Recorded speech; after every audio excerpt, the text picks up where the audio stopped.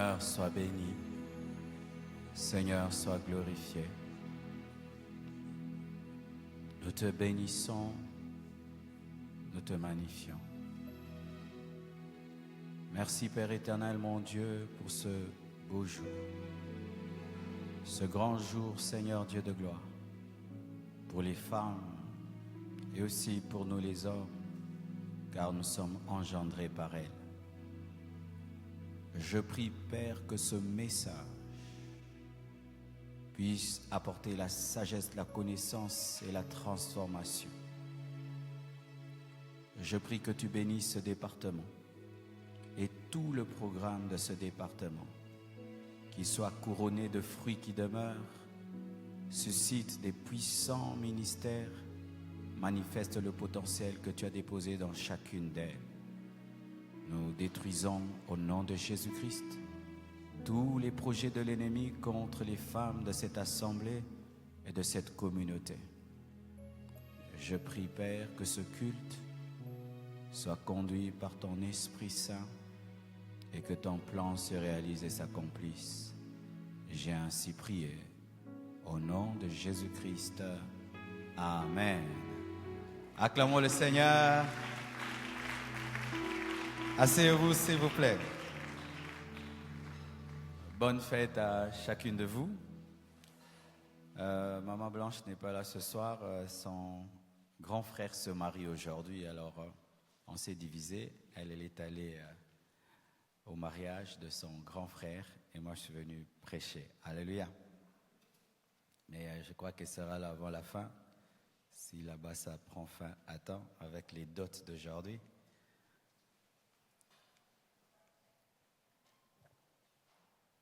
Le thème de mon message en ce jour, c'est 10 qualités d'une bonne femme.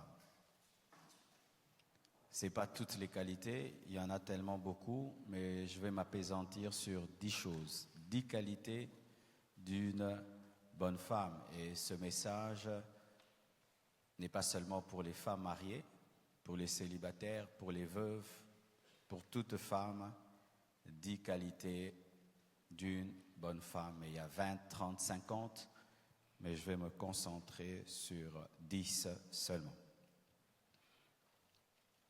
Je salue aussi nos bien-aimées sœurs qui nous suivent sur Internet. Bonne fête à vous également. Nous allons nous tenir debout pour lire 2 passages des Écritures. Ruth 3, verset 11. La Bible dit dans Ruth 3, verset 11, « Maintenant, ma fille, ne crains point. » C'est Boaz qui parle. « Je ferai tout pour toi.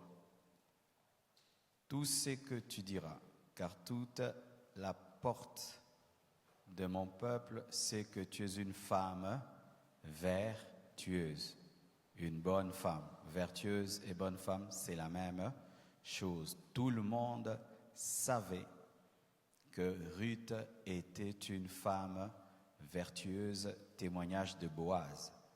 Proverbe 12, verset 4. Proverbe 12, verset 4. Une femme vertueuse est la couronne de son mari, mais celle qui fait honte est comme la carie dans ses os. Une bonne femme est la fierté de son mari, mais celle qui fait honte est comme la carie dans ses os. Proverbe 31, verset 10. Proverbe 31, verset 10. Qui peut trouver une femme vertueuse? Elle a bien plus de valeur que les perles. Les bonnes femmes sont rares. Les bonnes femmes sont rares et tu dois être parmi les raretés. Amen. Proverbe 31, verset 29 à 31, pour finir. Proverbe 31, 29 à 31. Plusieurs filles ont une conduite vertueuse, mais toi, tu les surpasses toutes. Il faut être une bonne femme parmi les bonnes femmes. Amen. La grâce est trompeuse et la beauté est vaine. La force d'une femme chrétienne n'est pas d'abord sa beauté, ni sa son charme, mais la femme qui craint l'Éternel est celle qui sera louée. 31, récompensez-la du fruit de son travail et qu'au porte ses œuvres la louent. Que Dieu vous bénisse abondamment. Prenez place, s'il vous plaît. Les qualités d'une bonne femme. La première qualité dont j'aimerais vous parler, c'est la discrétion. Une bonne femme est discrète. Une bonne femme garde les secrets. Une bonne femme ne parle pas beaucoup. Elle garde les secrets de son mari. Elle garde aussi ses propres secrets. Elle ne parle pas beaucoup car la bouche qui parle beaucoup ne manque pas de divulguer des secrets. Prier, venir à l'église est une bonne chose, mais nous devons aussi avoir des caractères transformés. Et l'une des grandes qualités d'une femme, c'est la discrétion. Ce n'est pas d'abord sa beauté ni son charme, c'est cette capacité que tu as de garder les secrets. Les secrets même de tes propres enfants. Car il y a des mères qui détruisent la vie de leurs enfants en disant à tout le monde les problèmes de leurs filles, les problèmes de leurs garçons. Une bonne femme est une femme discrète. Une bonne femme est une femme qui garde les secrets. Une bonne femme est une femme qui ne parle pas beaucoup. Aujourd'hui, je ne sais pas ce qui se passe dans le monde. Les femmes se disent tout. Ça, c'est grave. Amen. Hein?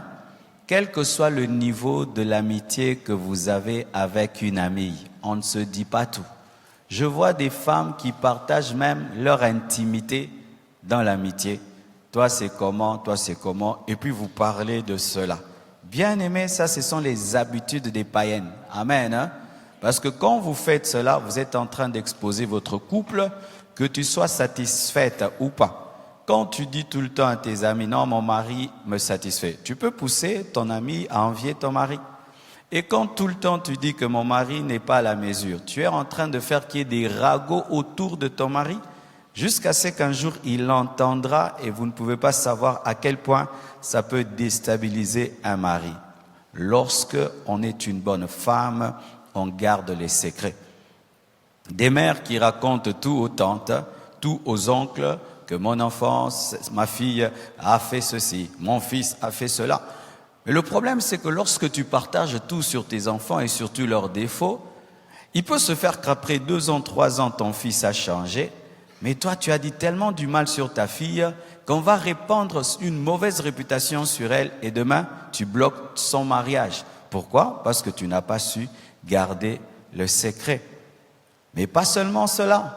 Des très bonnes choses aussi peuvent arriver à tes enfants, mais toi tu dis tout à tout le monde et tu leur crées des combats, tu leur crées des jalousies parce que maman, par orgueil entre guillemets, aimerait dire à tout le monde que mes enfants maintenant ont beaucoup d'argent, mes enfants maintenant sont très bien et ça tombe dans les oreilles des ennemis. Une bonne femme est une femme discrète. Son mari peut avoir des millions de dollars, elle ne le dit pas. Ils peuvent réaliser des grandes choses, elle ne le dit pas. Elle ne tombe pas dans la vantardise, dans la loquacité, en train de tout dire à tout le monde. Et quand même, elle a des problèmes avec son mari, elle ne va pas le répandre partout. Même à l'église, chère maman, quand vous avez des problèmes dans vos maisons, ce n'est pas que vous devez aller dire partout. Pourquoi? Dans 2 mois, 3 mois, vous allez vous entendre, mais les gens gardent cette image-là que vous ne vous entendez pas. Quand vous avez des problèmes, venez voir les pasteurs, venez voir certains responsables, point barre, arrêtez. Quand vous avez des problèmes dans votre couple, chère maman, de le dire et de le dire et de le dire et de le dire. Et il y a un merveilleux exemple dans la Bible d'une femme discrète, Esther. Esther était dans une terre étrangère, elle était juive. Mais cette femme est devenue reine dans une terre étrangère et elle avait caché ses origines. Amen. Elle avait caché ses origines. Pourquoi ce n'était pas stratégique de révéler qu'elle était juive? Ça allait créer un problème dans sa vie et même perturber la destinée d'Israël. Elle a révélé ses origines quand c'était le temps de Dieu. Imaginez avoir un grand secret comme celui-là, où on ne sait pas d'où tu viens et ça te démange. Dis que tu es juive, dis que tu es juive, mais elle peut garder le secret de ses origines parce que Mardochée, l'homme rempli du Saint-Esprit, lui a dit « Ne le dis pas ». Est-ce que tu as cette capacité de garder une information et de la révéler seulement au temps de Dieu? Si tu as cette capacité, tu es une bonne femme. Mais si tu n'as pas cette capacité, tu es une mauvaise femme. Et je t'assure, ça te créera des sérieux problèmes. L'indiscrétion, la loquacité, bien-aimé, amène toujours des problèmes. Priez le Seigneur de vous donner la maîtrise de la langue. Amen. Une bonne femme sait maîtriser sa langue. Et Esther, par cette qualité, est devenue reine. Alléluia. Elle est devenue reine parce qu'elle était discrète. Si Esther n'était pas discrète, elle n'allait jamais devenir une reine. Elle n'est pas devenue reine seulement parce qu'elle était vierge et parce qu'elle était belle. Non, non, non. Elle est devenue reine parce qu'elle avait pu cacher qu'elle était juive. Amen. Une deuxième chose, l'humilité. Une bonne femme est humble. Il y a de moins en moins de femmes humbles aujourd'hui. L'humilité est devenue une denrée rare parmi les femmes à cause du modernisme, à cause de l'émancipation de la femme, à cause de la parité, à cause maintenant du fait que les femmes ont le même niveau intellectuel que les hommes, gagnent comme les hommes, travaillent comme les hommes, vont dans des grandes entreprises comme les hommes. C'est comme si les femmes étaient humbles malgré elles parce que l'homme avait plus étudié, l'homme avait plus d'argent. Mais aujourd'hui que les femmes peuvent avoir autant d'argent que les hommes, peuvent étudier dans les mêmes universités, peuvent faire tout ce que l'homme fait aujourd'hui, du coup, l'humilité a disparu. Chère maman, tu peux avoir toute la beauté du monde, mais si tu n'es pas humble, tu n'es pas une bonne femme. Une bonne femme est une femme simple. Une bonne femme est une femme brisée. Une bonne femme est une femme qui est morte à elle-même. À elle-même. Est-ce que maman, tu es brisée? Ton orgueil, que tu sois célibataire, que tu sois une femme mariée, est-ce que tu as vaincu l'orgueil? L'orgueil face à ton intellect, l'orgueil par rapport à ta beauté, l'orgueil par rapport à l'argent de ton mari ou ton propre argent, l'orgueil par rapport à ton niveau intellectuel, l'orgueil de la femme peut venir de beaucoup de choses. Est-ce que tu as vaincu l'orgueil? Si tu n'as pas vaincu l'orgueil, il y aura un problème au niveau de ton mari parce que ton orgueil fera toujours que tu vas t'opposer à ton mari. Et si tu es célibataire, ton orgueil fera que tu t'opposes toujours à ton fiancé. Et il y a des sœurs qui ne se marient pas parce qu'elles sont orgueilleuses, c'est tout. Elles n'ont pas un démon de célibat, c'est l'orgueil.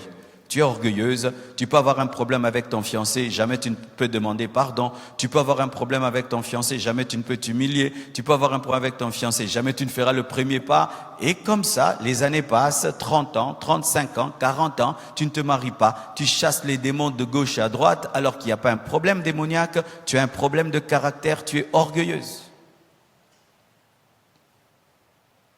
Voici l'exemple d'une femme humble dans la Bible. Marie, la mère de Jésus. Vous savez pourquoi je dis que Marie était humble?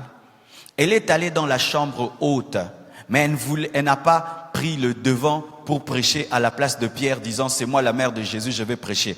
Elle était dans la chambre haute, mais n'était pas chef dans la chambre haute, alors que Jésus était son fils. Elle pouvait dire « Je suis la mieux placée pour prêcher le jour de la Pentecôte ». Non, elle se fait petite, elle ne dérange pas Pierre, elle ne dérange pas les apôtres et on ne sent même pas Marie déranger l'église primitive.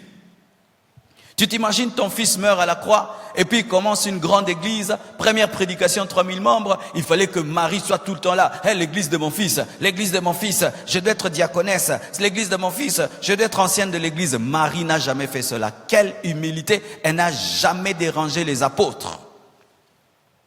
Et j'aime, bien-aimés frères et sœurs, cela. Est-ce que tu as la capacité de te faire petite des fois? Tu as la capacité de diminuer des fois? Alors que tu as la connaissance, tu as l'intelligence, tu as l'argent, tu as tout, mais tu t'humilies. Une bonne femme est humble. Une bonne femme est brisée, taillée, façonnée par la croix de Jésus-Christ.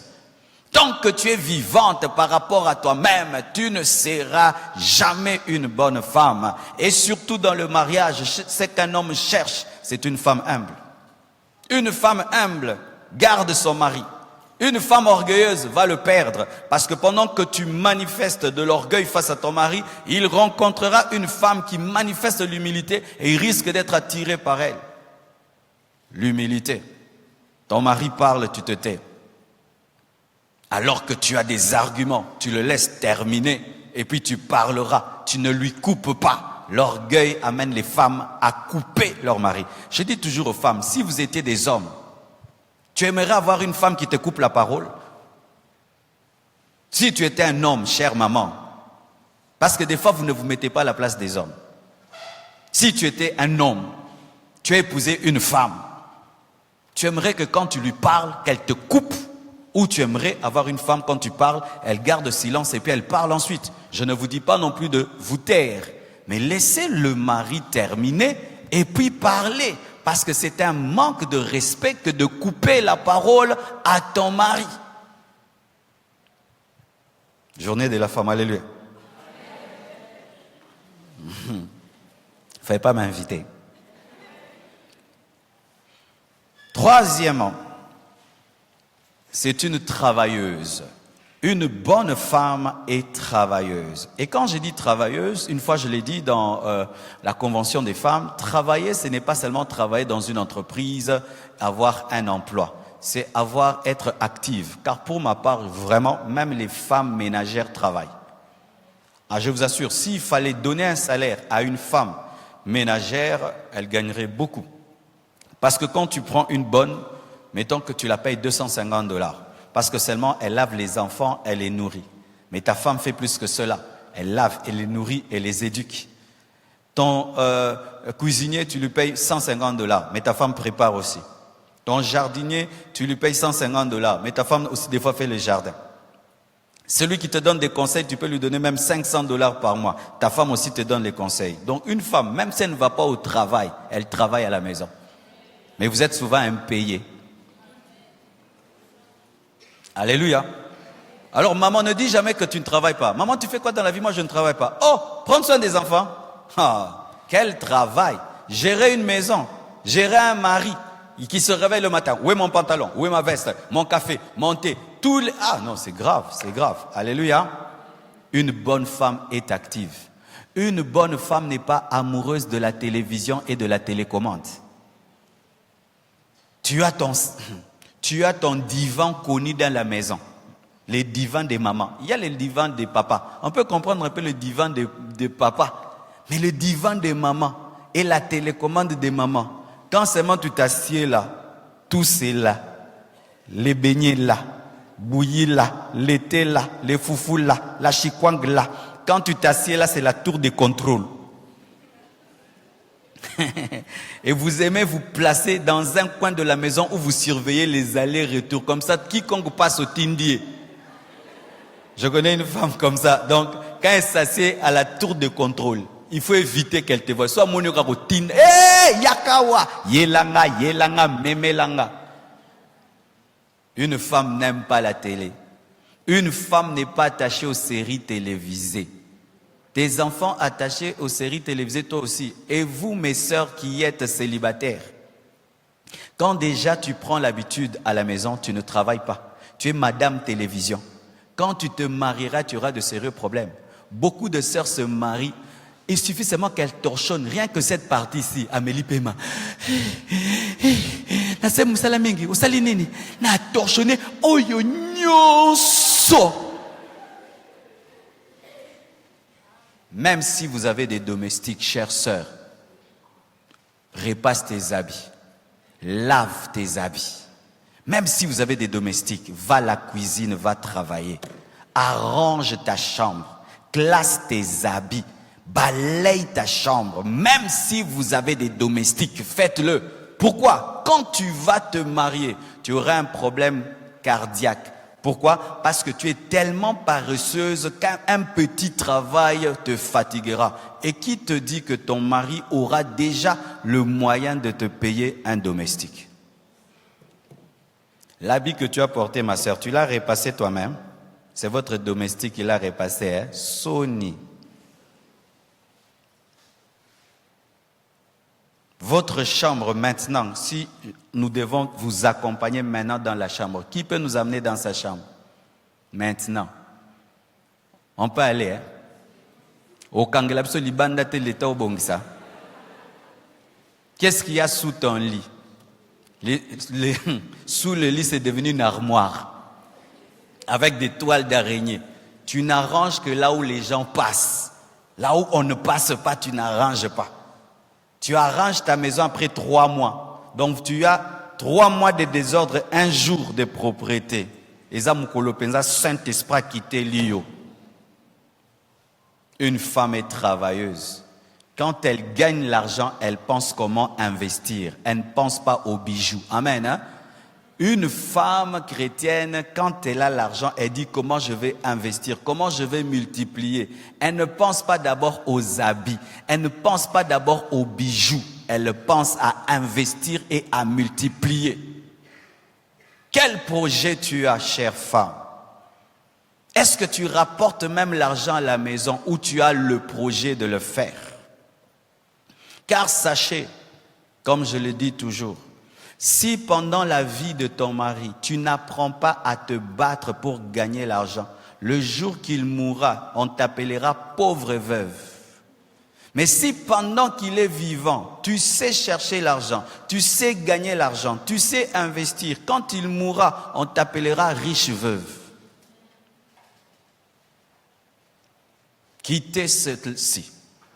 Beaucoup de femmes africaines attendent le mariage comme étant un salut financier. Pourquoi tu ne te bats pas dans la vie? J'attends qu'on m'épouse. Pourquoi tu ne cherches pas le travail? J'attends qu'on m'épouse. Pourquoi tu ne fais rien dans la vie? J'attends qu'on m'épouse. J'attends que Dieu me donne un mari riche. L'homme a un cerveau, tu as aussi un cerveau. L'homme a des mains, tu as aussi des mains. Et voici une femme travailleuse dans la Bible, Ruth. Nous aimons beaucoup parler de Ruth. Oh, Ruth a eu Boaz, Boaz a eu David, Boaz ceci. Mais sachez, Ruth a eu le mariage comment? C'est parce qu'elle était allée glaner dans le champ de Boaz. Ruth, c'est l'exemple d'une jeune fille qui va travailler à Vodacom et le patron de Vodacom l'épouse. C'est comme ça que Ruth s'est mariée. Elle est allée travailler à Vodacom et là, elle a accepté même de balayer Vodacom et le chef l'a vue et l'a épousée. Le mariage ne vient pas qu'en priant, jeûnant, venant à l'église. Tu peux avoir le mariage en investissant. Tu fais les affaires et tu rencontres un homme d'affaires. Tu bosses et tu rencontres un autre qui bosse. Elle est allée dans le champ et elle a rencontré un autre homme qui aime les champs. Celui qui travaille rencontre la bénédiction. Je vous assure, il n'y a pas un grand malheur dans la vie d'un homme que d'avoir une femme paresseuse. D'avoir une femme paresseuse. Et la paresse s'accompagne toujours de la saleté, s'accompagne toujours du désordre et s'accompagne toujours du gaspillage. Une femme qui travaille apprend à respecter la valeur de l'argent.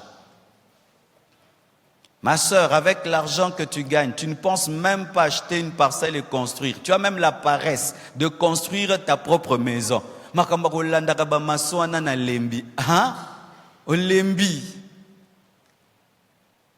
Tu es étudiante, tu ne te donnes pas étudier avec sérieux parce que tu es une femme. Pourquoi je vais me donner à distinguer? Moi, je ne veux pas être professeur. Pourquoi tu ne peux pas être professeur, ma sœur? Pourquoi tu ne peux pas aussi distinguer comme les autres? Non, un homme va m'épouser.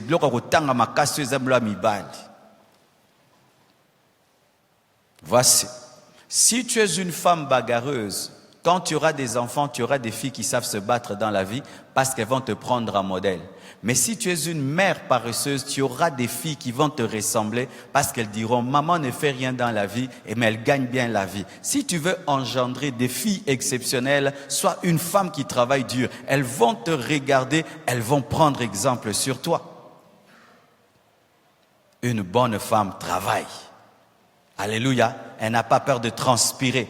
Elle n'a pas peur de toucher le torchon. Elle n'a pas peur de prendre le balai. Même si tu as des travailleurs, des fois, il faut les mettre de côté.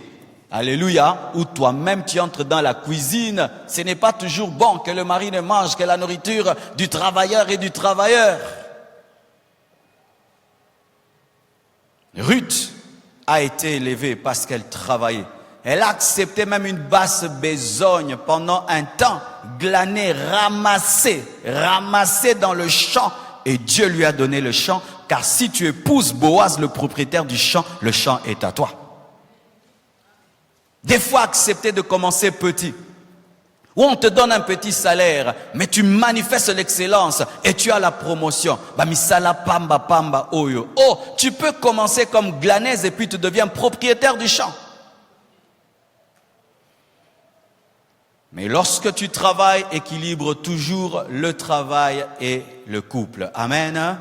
Et ça dans tous les domaines. Que ce soit le travail à la maison ou le travail en dehors de la maison, il ne faut pas non plus tomber dans le piège où tu n'es que boulot, boulot. Tu oublies que tu as des enfants, tu oublies que tu as un mari, tu oublies de prendre soin de ta famille. Et même vous qui travaillez à la maison, il y a des femmes qui du matin au soir ne font que s'occuper de la maison, oublient les enfants et leur mari. Ça encore, c'est un défaut. Amen. Tongo, balayer, nettoyer, balayer, préparer, nettoyer. Celui pour qui tu balayes, pour qui tu nettoies, tu ne causes pas avec lui, tu ne lui parles pas, tu ne lui donnes pas la tendresse et l'amour, mais tu es balayé, préparé, envoyé, balayé, préparé. Encore une autre erreur. Le bonheur est dans l'équilibre. Alléluia. Dans l'équilibre, car il y a des femmes qui fuient leur mari en travaillant beaucoup pour leur mari. Elle ressemble à Marthe qui est allée cuisiner pour Jésus-Christ pour ne pas écouter Jésus. Et il y a des femmes comme ça qui ne passent pas du temps avec leur mari, mais en train de cuisiner pour leur mari, en train de préparer pour leur mari, alors qu'il faut d'abord que tu aies l'intimité avec ton mari et ensuite tu cuisines pour lui. Car ta nourriture ne sera pas bonne dans sa bouche si tu n'as pas d'intimité avec lui. Amen. Hein? Évitez cela. Vous n'avez pas d'intimité, mais vous êtes tout le temps cuisine. Ce n'est pas la parole de Dieu. D'abord l'intimité et ensuite la cuisine. Quatrièmement, une bonne femme est propre. Une bonne femme sent bien. Une bonne femme ne sent pas comme un garçon. Vous voyez, les frères, des fois, ils sentent le bouc. Oh, frère, sur l'intérieur, mais tu n'as pas berger. Non, frère, Solomo, bozo, mais tu n'as pas frère Royo, au salara wapi. Mais il y a des sœurs aussi qui sentent comme ça. Mais ça, c'est grave, hein. Une sœur qui sent comme un garçon. Avec tous les parfums des Chinois qu'il y a aujourd'hui, même des parfums de 1000 francs, 2000 francs, maman, tu sens mauvais. Alors nous qui ne dormons pas avec toi, on sent que tu sens mauvais. Maintenant, c'est lui qui dort avec toi. Il meurt. Il meurt seulement. Il y a un peu ça comme au Congo, à tel côté moussoussou. Oh non, non, là la kabete à Okufa.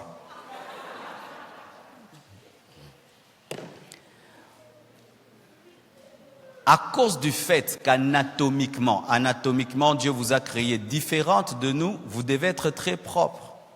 Et là, je bénis Dieu pour les enseignements que maman Marceline donne. J'aimerais même qu'elle puisse reprendre ces enseignements-là sur la propreté de la femme. Je vous assure, même il y a des sœurs qui ne se marient pas parce que vous avez une mauvaise odeur. Ah oui? Une mauvaise odeur. Et nous, les chrétiens, si nous mettons tout sur le dos des démons,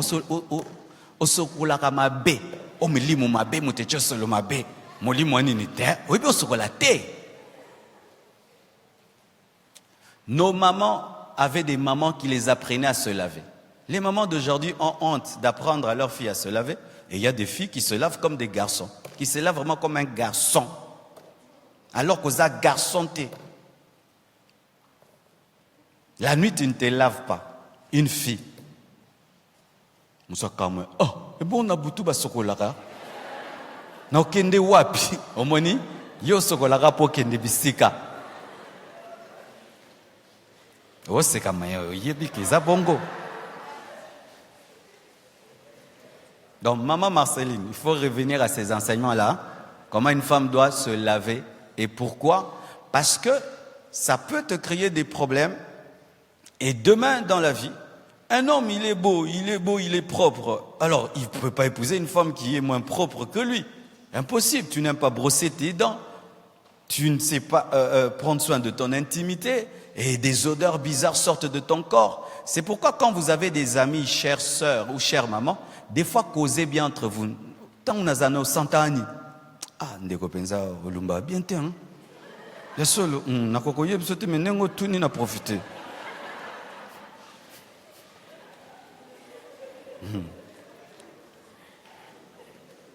Donne-moi la main, je parle. Surtout vos mèches. Maman, c'est vrai que tu aimes beaucoup ces mèches, ça t'a coûté cher. Mais ça durait, hein? Ça durait. Les mèches des femmes sentent très mauvais. Pourquoi? Parce que vous avez l'esprit d'économie. Il faut enlever, changer. Tu reviens tes propres cheveux, le temps que peut-être tu laves les mèches ou tu changes les mèches. Et aussi quand vous vous mettez aussi à mettre les chocos, ça donne aussi des odeurs parce que vous brûlez la peau. Et maintenant, quand l'odeur de la peau s'attache à l'habit, ça crée des problèmes.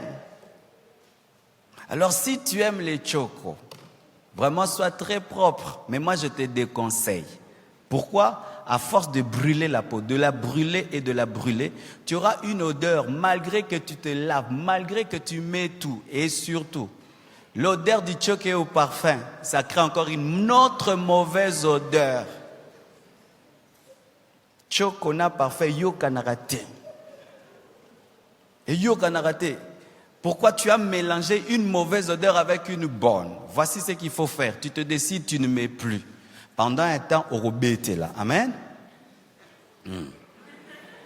Et après, il y aura la restauration progressive de la peau. Mais il faut dire pendant un temps, au bételi et puis au zongi normal. Sinon, dans la vieillesse, ce sera terrible. Amen. Hein? Soyez naturel. Amen. Hein? Soyez naturel. Aime-toi. Aime-toi tel que tu es. Ne complique pas la nature. Ça risque de te créer des problèmes d'odeur. Amen. Hein? Et des fois, ce qui m'étonne, tu vois une femme mariée. Ton mari t'a épousé parce que tu es noir. Mais toi, dans le mariage, au décido comme un choco. C'est quoi s'appelle ça? Puis mode. Mais il pouvait lui-même déjà choisir une femme claire. Il a choisi la femme noire. Mais toi, en plein mariage, au téli. Maman, moi, c'est le bal à téli. Et tu vois vraiment que le mari est fâché. Mais comment ces produits-ci? Je ne veux pas de ces produits dans la maison. Toi, tu ramènes toujours. Certains, même aux autres, on a secret.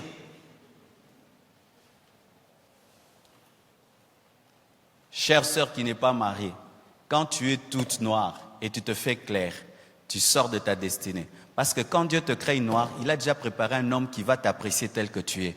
Maintenant, quand tu quittes ta peau noire, tu deviens clair, il y a un homme qui va t'épouser parce que tu es clair, mais il n'est pas l'homme de ta vie, parce que Dieu t'avait préparé pour quelqu'un qui va t'apprécier en tant que noir. Alors maintenant, celui qui va t'épouser parce que tu es clair, alors que tu es noir, vous voyez maintenant quand tu deviens clair par les chocos, ça a des hauts et des bas. Maintenant, il voudra maintenant au bakisa kaka choko bakisa ndazo bo mayo.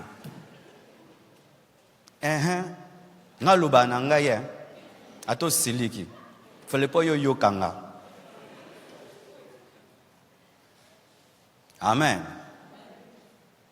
Et cette propriété ne doit pas être qu'extérieure. Parce que maintenant, il y a des femmes qui ont une propriété extérieure. Un beau jean, un beau body, nanana. Mais une propriété doit être d'abord intérieure. Tu ne dois pas te rendre propre ou belle pour les autres. Tu dois le faire pour toi-même. Avoir une propriété extérieure et intérieure. Veiller sur la propriété de tes vêtements, la propriété de ton corps, la propriété de ton intimité, la propriété de ta peau, de tes cheveux, de tes dents. Il faut veiller dessus, je vous assure, et tu dois être ordonné. Un garçon peut ne pas savoir où se trouvent ses chaussures, où se trouvent ses pantalons, mais pas une femme. Une femme au zaola tautuna. Bodina ngane kenda kiwap. Zato kende lukayo. Tokuta kiangolo na couloir. OK, bon sapatu nanga moko.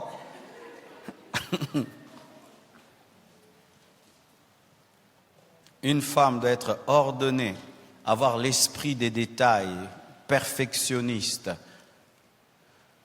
Je vois déjà ma petite fille Choukrani, comment elle est ordonnée. Personne ne lui a appris cela. Elle-même décide dans sa chambre, tout est à sa place. Si tu mets les désordres, elle peut pleurer. Elle peut pleurer. Quand on repasse ses habits, elle interdit qu'on mette ses habits dans la garde-robe. Mettez ses habits sur le lit, elle-même va les classer. On dit, pourquoi tu veux toi-même classer? Pour les retrouver facilement. À cet âge-là. Mais il y en a un âge aux anango. Va classer la robe ilamba. Yango retrouve en côté. D'ailleurs, chère maman, bilamba msubo kaba. Ces habits-là que vous gardez, que vous ne portez pas, que vous regardez sans porter, offrez-les. Ça crée du désordre dans votre maison. Amassant des chaussures, amassant des pagnes, amassant des choses que tu ne porteras jamais. Mais c'est là. Ça remplit ta garde-robe pour rien. Ça crée un désordre. Prenez le temps d'enlever et d'offrir. Car amasser amène toujours un problème d'ordre. Quel exemple nous avons? Esther encore. Esther a été choisie parce qu'elle avait Dieu.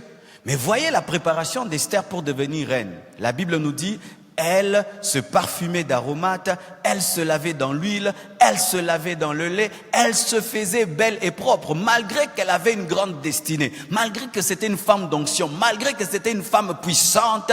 Esther se parfumait, Esther se oignait d'huile.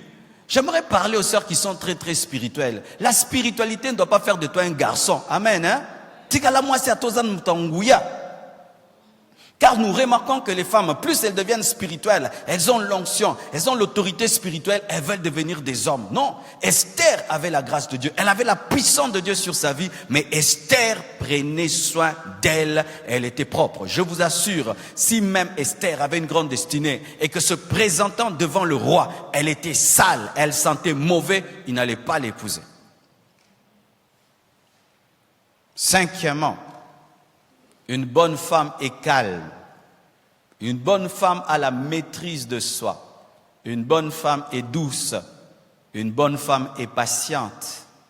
Une bonne femme a un ton de voix qui calme. Une bonne femme est disciplinée. La Bible nous dit que lorsque Anne la prophétesse avait perdu son mari, elle avait décidé de servir Dieu dans le jeûne et la prière. C'était vraiment une vie de discipline. Et Anne est un exemple de maîtrise de soi. Le Seigneur lui avait demandé, après son mariage, de se consacrer à lui. Et jusqu'à sa mort, cette femme s'est consacrée au jeûne et à la prière. Une femme qui ne se maîtrise pas, qui ne maîtrise pas son corps, qui ne maîtrise pas ses pulsions sexuelles, qui ne maîtrise pas sa langue, qui ne maîtrise pas sa colère, est une mauvaise femme. Quand tu es en colère, tu te comportes comment? Quand ton corps te dérange et tu brûles et que tu traverses une période d'ovulation, comment tu te comportes? Il y a des sœurs en Christ, quand elles passent par l'ovulation, elles deviennent païennes. L'ovulation n'est pas un démon, c'est Dieu qui vous a créé ainsi. Et quand tu es rempli du Saint-Esprit, pendant que tu traverses ta mauvaise période, tu dois avoir la discipline. Il y a des sœurs qui sont consacrées en fonction de leurs hormones. Quand les hormones dérangent, elle devient impudique. Quand les hormones se calment, elle a la crainte de Dieu. Ta crainte de Dieu n'est pas par le Saint-Esprit. Ça dépend de ton corps. Alléluia. Une bonne femme a la discipline. Car mes frères et sœurs, imaginez un grand homme qui épouse une femme qui n'a pas la discipline de son corps. Et un jour, tu entends, elle est tombée avec le jardinier, elle est tombée avec le chauffeur. Quelle honte! Quelle honte! Toutes ces femmes que vous entendez, qui commettent des scandales, manquent la discipline. Anne était disciplinée. consacrée à Dieu, dans le jeûne et dans la prière, jusqu'à sa vieillesse. Une femme n'est pas agitée. Agitée comme un enfant. Donc, ce comme bisika loyenge koti. Wa bloka ba garçon. Yondo me mara loyenge. Ce ko yaki na fête te ba regretter yo. Il faut pas banda ko futa yo po chaka moi loyenge. Tu es turbulente comme un garçon. Agitée comme un garçon. C'est pourquoi le port des pantalons des femmes, des fois, les fait oublier qu'elles sont des femmes. Moi, les pantalons, ils sont très à l'aise. Moi, ça s'appelle turbulente. Turbulente. Mais ça, moi, si, mais turbulente. Abatakanabakiti, achakanini. Mais ça, moi, si. Moi, c'est un malagana lozito. Mais yo, pensa agité. Agité. Kino na kimukolo. Oza mutalo yenge. Peba yeba yo. Oza laka lo yenge, maman.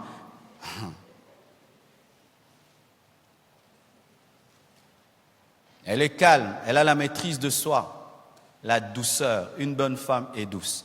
Je remarque des fois que lorsque nous n'arrivons pas vers le caractère du Saint-Esprit, nous présentons souvent une raison. Moi, je suis comme ça, c'est ma manière d'être. Non, quand le Saint-Esprit vient dans ta vie, il te transforme. Quand Jésus vient dans ta vie, il te transforme. Si tu étais une femme qui parlait bizarrement, qui parlait durement, qui réagissait brusquement, le Saint-Esprit dans ta vie te donne la douceur, te remplit de patience et te donne un ton de voix calme. J'ai parlé du ton de la voix mercredi. Le ton de la voix est très important dans le mariage parce que ça détermine même la réponse de ton mari. Si je reviens à la maison chez moi, mettons à 0 heure, et mon épouse me dit « Oti wapi ?» Ah, on doit réponse apostolique. Non, non, tu que la pasteur. Peut-être que le pasteur va en retard, va en délivrance. Mais si elle me dit, oh, ma chérie, mais d'habitude tu rentres à 20h. Aujourd'hui, pourquoi tu rentres à 0h? Qu'est-ce qui s'est passé à l'église? Ah, on a eu un cas de délivrance, vraiment, on n'a pas pu finir et tout le reste. Excuse-moi, j'ai tenté d'ailleurs de t'appeler, ton téléphone était fermé, ça se passe bien. Le temps de la voix a déterminé ma réponse. Tu sais pourquoi ton mari te répond bizarrement? C'est parce que tu poses les questions bizarrement. Tu lui poses des questions comme si c'était ton petit frère qui est rentré en retard. Si tu as un ton de voix rempli de douceur, ton mari te répondra avec douceur. Même vos enfants, si tu veux que tes enfants te disent tout ce qu'ils ressentent, le ton de la voix compte. Comment tu as eu 0 sur 10? Je vous avais demandé de me donner un professeur à la maison, vous ne l'avez pas fait. Oh, au fait, comment tu es encore 0? Qu'est-ce qui se passe? Au fait, ces derniers temps, j'étais distrait, mais je vous promets de faire mieux. Le ton de la voix détermine la réponse. Et la maîtrise de soi se révèle dans le ton de la voix. Lorsque tu sens la colère, ton mari fait quelque chose, les enfants, la femme qui a la maîtrise de soi, malgré qu'elle ressent la colère, quand la parole va sortir dans la bouche, ce sera une parole douce. Mais celle qui n'a pas la maîtrise de soi, ce qu'elle ressent, c'est ce qu'elle dit. Et il y a des trucs, on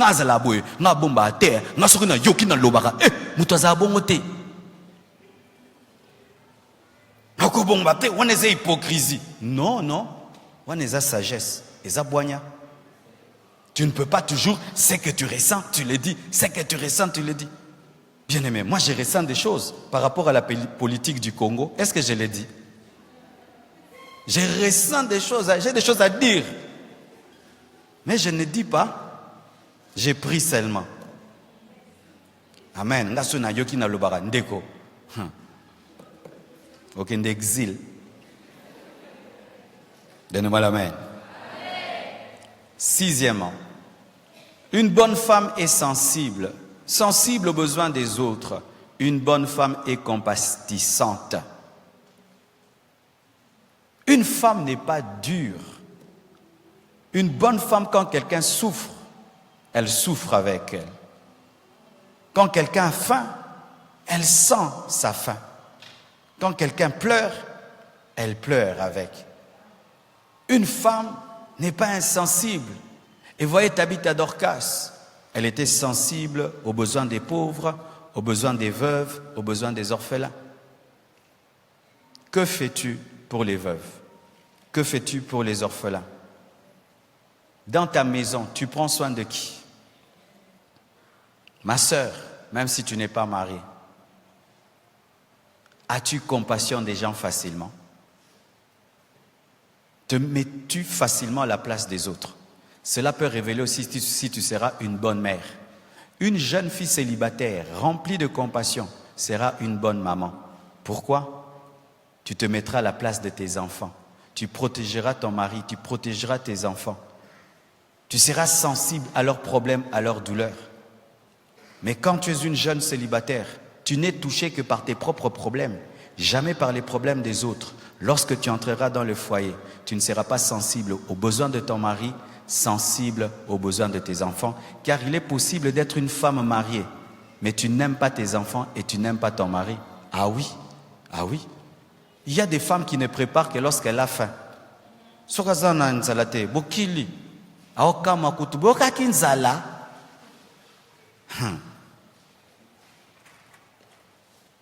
L'enfant peut être malade, il y a des mères, l'enfant est malade. Laisse l'enfant à l'hôpital, à Kebiyenga. Le mari peut traverser des moments difficiles dans son travail. Elle ne s'en occupe même pas. Une femme est sensible, sensible aux besoins des autres. Et chère maman, écoutez un peu. C'est un homme qui vient vous parler. Nous les hommes, nous sommes très touchés lorsque tu travailles dur, de voir ta femme qui comprend que tu travailles dur. Mais quand vous nous prenez des fois pour des distributeurs de billets, mais sans vous occuper de la souffrance et du travail que nous avons, ça nous fait très mal, très mal. Ça fait plaisir à un homme. Tu reviens du travail et tu as beaucoup travaillé et tu sens ta femme n'est pas s'occuper de ce que tu ramènes, mais s'occuper de ta personne et remarquer que tu es vraiment très fatigué ces derniers temps. Et nous aimons beaucoup le massage des pieds. Alléluia. Moi, je suis télémara 1h du temps. Ça la passe na talon ndenge moko bokyo ndi matin. Mais so zongi na ndao ba longolo ka sapato ba finyango et peso alléluia. Mais toi maintenant, tu te précipites vers le sac de ton mari, prendre l'argent, mais tu t'occupes pas des pieds qui étaient debout pendant des heures du temps. Na olinga, na bomba mbongo na poche koto. Alléluia. Moi, je parle à moi. Hein. Septièmement, nous sommes en train de finir. Une bonne femme est soumise, sans rébellion à son mari, et soumise à ses autorités. Non autoritaire devant son mari, même si tu es colonel. Traite son mari comme un seigneur. Et quand elle est célibataire, elle est prédisposée à la soumission. Une fois, il y a une sœur célibataire. Je dis, ma sœur, pourquoi tu n'épouses pas cet homme? Elle dit, pasteur, cet homme va me faire pécher. Pourquoi? Je ne trouve pas qu'il va me pousser à me soumettre à lui. Aza peut-être trop. Nangi mobali o penza non mona za mobali a o maîtriser nganabi nzamba pambolo ma sœur. Chère sœur, quand tu es célibataire, tu dois avoir la prédisposition de te soumettre. Comme les païens disent que la marmite aime le couvercle. Une bonne femme attend un couvercle. Elle aimerait sentir une autorité au-dessus d'elle. Même quand elle est célibataire, elle dit, qui va dominer sur moi vraiment? Elle prie, Dieu, donne-moi un mari qui va être mon Seigneur. Mais quand vous demandez le mariage, vous voulez seulement avoir des amis? Non, ton mari n'est pas que ton ami, c'est aussi ton chef. Si tu ne traiteras pas ton mari comme ton chef, ne te marie pas. Amen, hein? Vis toute seule jusqu'à ta mort et à l'enlèvement de l'église. Mais si tu veux le mariage, tu dois te préparer à avoir un chef dans ta vie et avoir le plaisir d'avoir un chef. Chère maman, à moins que ton mari n'est pas un homme, mais un homme vraiment au vrai sens du terme, est incapable d'être heureux avec une femme insoumise. Un vrai homme, jamais, jamais, même s'il est rempli du Saint-Esprit, même Jésus n'est pas en communion avec une église rebelle. Traites-tu ton mari comme un chef? Traites-tu ton mari comme un chef? Une bonne femme traite son mari comme un chef. La Bible nous dit que Sarah appelait Abraham son Seigneur. Est-ce que tu traites ton mari comme un chef? Et ne vous laissez pas influencer par le modernisme actuel, avec la culture actuelle où les Blancs sont en train d'influencer même les Africaines. C'est vrai, la femme n'est pas l'esclave de l'homme. L'homme doit aimer la femme, mais la femme aussi doit être soumise. Dieu a établi l'homme comme étant le leader du couple et vous devez l'accepter. L'un des problèmes que nous avons aujourd'hui dans les nouveaux mariages, les jeunes mariés d'aujourd'hui, les femmes n'arrivent plus à se soumettre. Ou quand ça, application, soumission, balongo libino. Option, monde balongo la vibraire, balongo libino, soumission, beau vibrer et souster. Une bonne femme est soumise à son mari. Le traite comme un chef, comme Sarah. Huitièmement, une bonne femme a l'esprit de prière. C'est une intercesseuse. C'est une femme de supplication. C'est une femme qui a la vie de prière. C'est une femme qui est toujours à la brèche. Quelle est ta vie de prière, maman? Quelle est ta vie de prière, ma sœur? Maman, avec tous les enfants que tu as, tu dors sans prier. Tu te réveilles sans prier. Tu passes toute une journée sans prier avec tous les combats qu'il y a dans les maisons. Si Dieu te révélait ce qui se passait dans ta maison, peut-être tu es un travailleur qui est sorcier, tu ne le sais pas. Peut-être que tu es un chauffeur sorcier, tu ne sais pas. Peut-être que ta sentinelle est sorcière, tu ne sais pas. Un homme était toujours fidèle à sa femme pendant des années. Et un jour, après des années, il est tombé dans l'infidélité. Lui qui revenait toujours à temps est revenu en retard. Vous savez ce qui est arrivé? Il rentre à la maison chez lui, il ne voit pas la maison. Il voit le numéro 10, le numéro 12, mais il ne voit pas le numéro 11. Il cherche sa maison jusqu'à 5 heures. Vers 6 heures, sa maison apparaît. Il va voir la sentinelle. Il dit, mais je ne comprends pas. Cette maison, toute la nuit, je l'ai cherchée, je ne l'ai pas vue. Mais comment je vois maintenant la maison à cette heure-ci? Il parle à la sentinelle durement. Et puis la sentinelle finit par avouer, dit, au fait, moi depuis toutes les années que j'ai travaillé dans cette maison, moi je vous protège toujours, jamais la maison Bandundu. Parce que vous êtes très attaqués, il y a des voleurs qui viennent et tout, comme ça quand ils vous cherchent, ils ne vous voient pas, vous dormez au Bandundu, et puis je vous ramène à Kinshasa.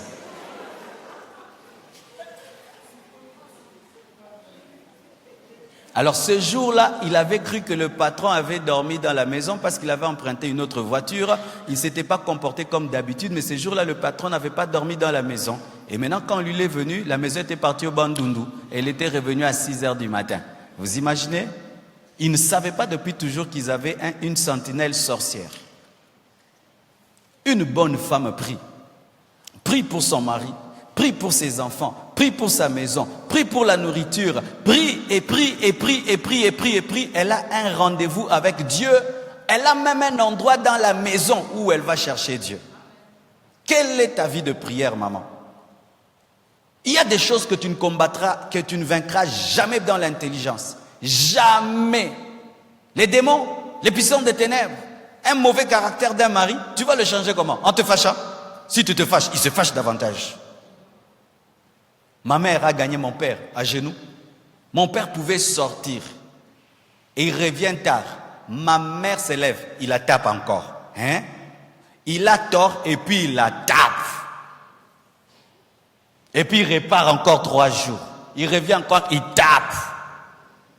Ma mère a commencé à fréquenter les gens du full gospel. Elle a commencé à prier et Dieu a changé son mari. Tu vois le mauvais caractère de ton mari? Il persiste parce que tu ne pries pas. Tu te chamailles, tu rends le mal pour le mal au lieu de prier, alors qu'il y a une puissance de ténèbres derrière votre couple qui veut le détruire, amener le divorce. Mais toi, une femme, tu ne pries pas, tu passes le temps devant la télé, 1 heure du temps que tu passes devant la télé. Si tu pouvais transformer 1 heure de télévision en heure de prière, tu aurais déjà vu le résultat dans ta maison. Vous passez le temps devant novelas, télévision, WhatsApp, Internet, mais peu de temps de prière et vous êtes étonné que la gloire de Dieu ne se manifeste pas dans vos vies. Ma sœur, une fille célibataire qui a déjà l'esprit de prière amènera cela dans sa maison. Si tu es célibataire, tu ne sais pas prier. Quand tu vas te marier, déjà na buto la kana mutu to bondela te bongo zola la na mutu azotungisa yo bondela o bondela te pesanga mena luba. Tu dors toute seule, personne ne te dérange. Tu peux te réveiller à 1 heure, tu pries, à 2 heures tu pries, à 3 heures tu pries. Tu peux faire des jeûnes, alpha 40, alpha 80. Maintenant tu te maries avec un monsieur, tu veux entrer en jeûne. Oh kotote, boniko, pasteur abino sananga. Oh, ma sœur, c'est maintenant que tu dois avoir la vie de prière. Amen. Hein? C'est maintenant que tu dois avoir la vie de prière. Lorsque tu es une femme de prière célibataire, tu seras une maman de prière. Sinon, Dieu va te donner la vie de prière par les problèmes dans les foyers.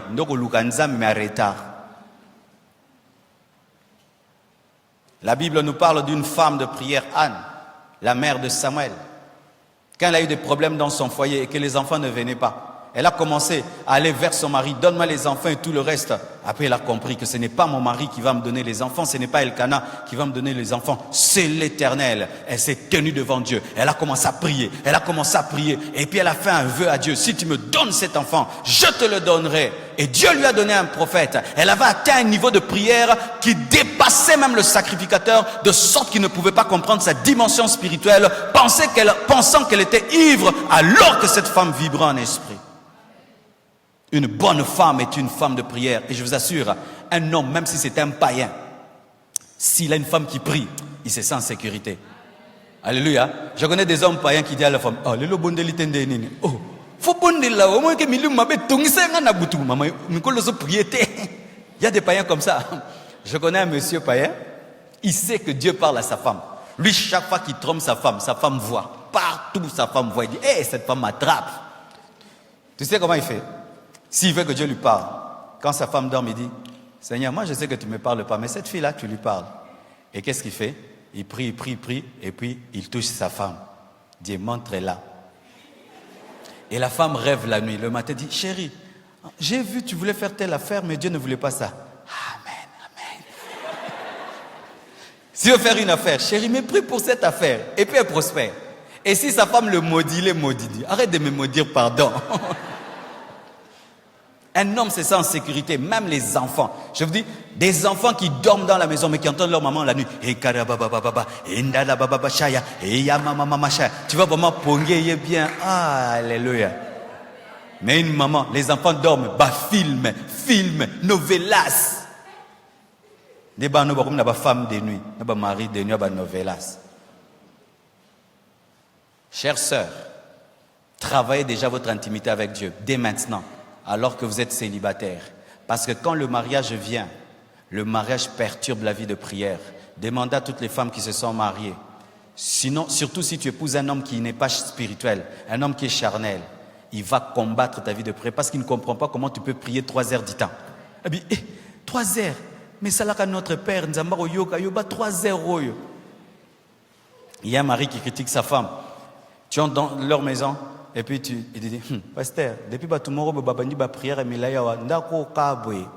Au bois que la raye. Depuis batumoro ba mo bonde la menga ndako tolia bien te. Profitez maintenant que vous avez la vie, vous êtes seul pour bâtir une vie avec Dieu. Amen. Pour terminer, 10e. 9e, ok. C'est une femme qui a la connaissance des Écritures.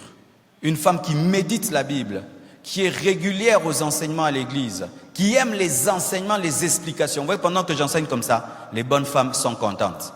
Mais les femmes loyengue, elles ne veulent pas.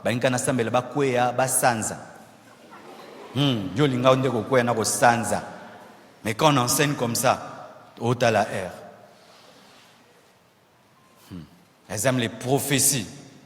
Mais une bonne femme aime la connaissance, parce que la connaissance te permet de discerner les prophéties. Amen.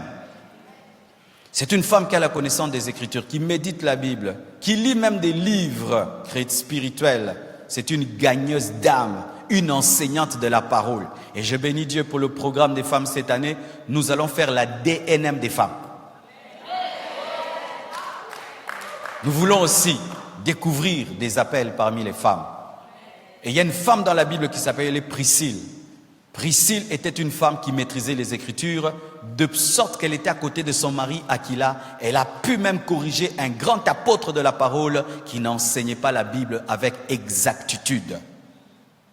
Une bonne femme lit la Bible.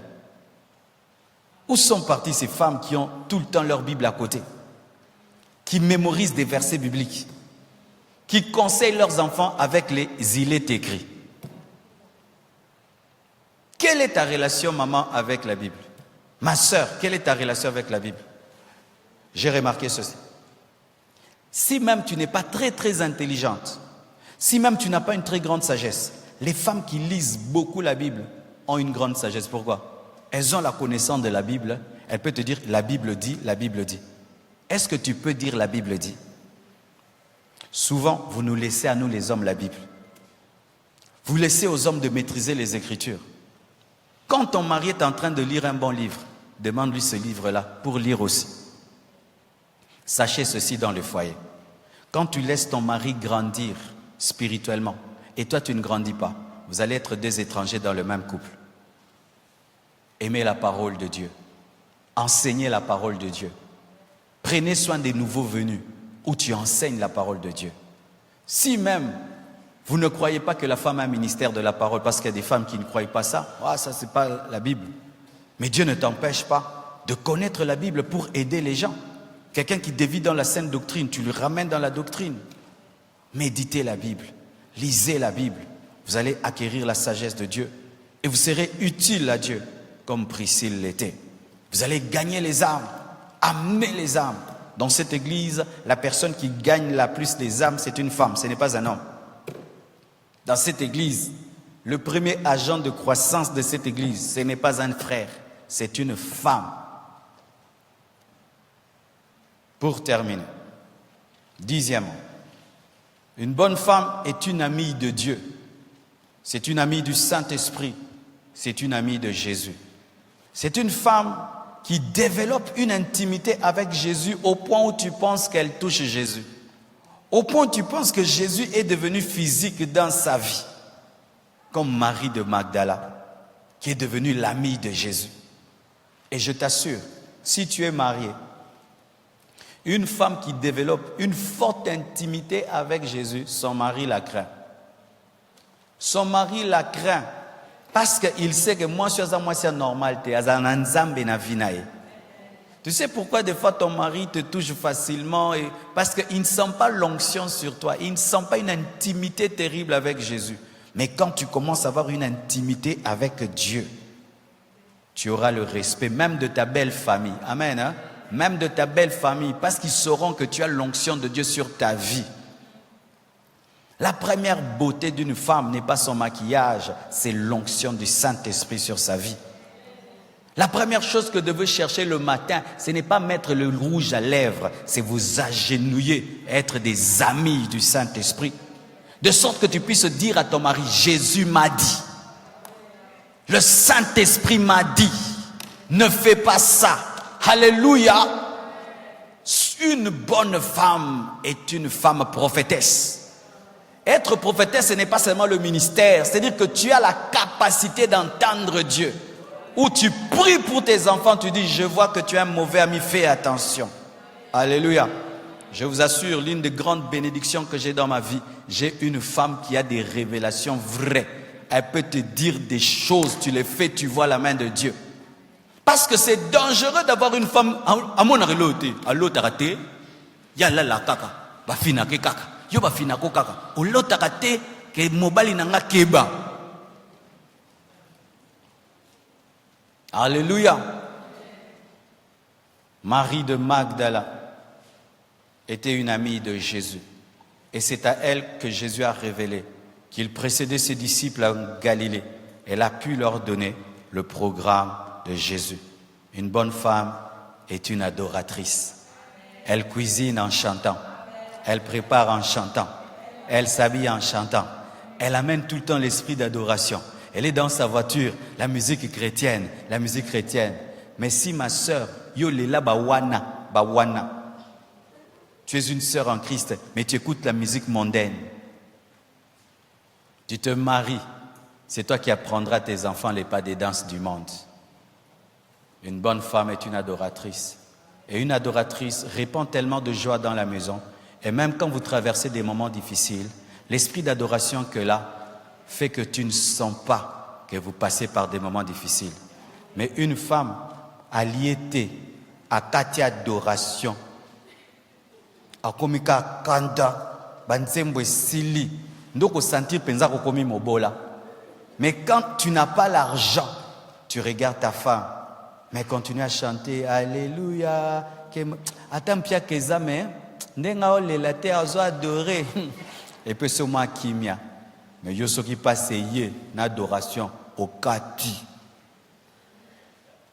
Bono yemba te belikamba yemba za kotoyo. Bibi RS5 yemba. R a passé lela. Mikoza batanga ko lela. Il y a un temps pour tout nengo zanga verset biblique te.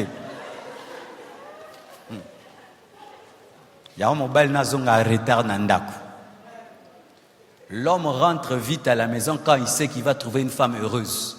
Là, il rentre vite et à qui m'a embouteillage. Mais quand il sait qu'il a laissé une femme en colère et il va trouver une femme en hyper colère. Aroyelo erola la ose la penza.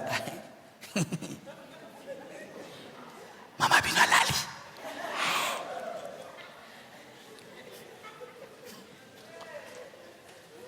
Oh tu as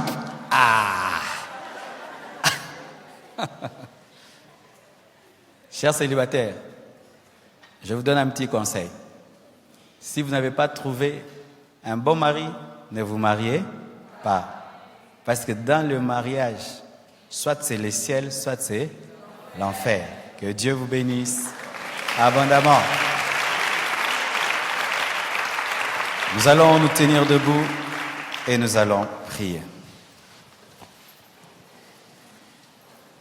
Prie pour ton cœur, prie pour ta vie et demande que Dieu fasse de toi une bonne femme. Prions au nom de Jésus-Christ. Seigneur Jésus, je me suis efforcé de communiquer cette parole aux femmes en cette soirée. Je prie, Père éternel, que chacune d'elles puisse recevoir sa part et soit capable, Seigneur, de mettre en pratique ta parole. Tu connais, Seigneur, le problème de chacune d'elles, le défaut de caractère de chacune d'elles, les luttes de celles qui sont mariées, de celles qui sont veuves et de celles qui sont célibataires. Je prie, Père éternel, que ta puissance opère, car ce n'est ni par force ni par puissance, mais c'est par le Saint-Esprit. Tu as dit, Jésus, que sans toi nous ne pouvons rien. Jésus, sans toi, ces femmes ne peuvent pas être des bonnes femmes. C'est toi qui as transformé la femme samaritaine en évangéliste. Et c'est toi seul qui peux transformer chacune des femmes présentes ce soir en bonne femme. Tu es le cep et elles sont le sarment. Donne les attacher à toi afin qu'elles portent le fruit de l'humilité, de la simplicité, de la discrétion, de la vie de prière, de la soumission, de la joie, de l'adoration, de l'amitié, de l'intimité avec toi. Oh Dieu, exauce ma prière et accorde-moi d'engendrer par le ministère du Saint-Esprit des bonnes femmes. Shandarabase, Yerebashai, Sharazabakaya, Yetke reba simpradakaya. Shunte karaba zimprabaya torobo sekerebebesha. Oh Dieu, fais-le. Oh Dieu, accomplis-le. Donne-leur le discernement des esprits. Donne-leur la connaissance de la parole, la maîtrise des Écritures, une vie qui porte des fruits à ta gloire. J'ai ainsi prié au nom de Jésus-Christ de Nazareth. Amen. Que Dieu vous bénisse abondamment.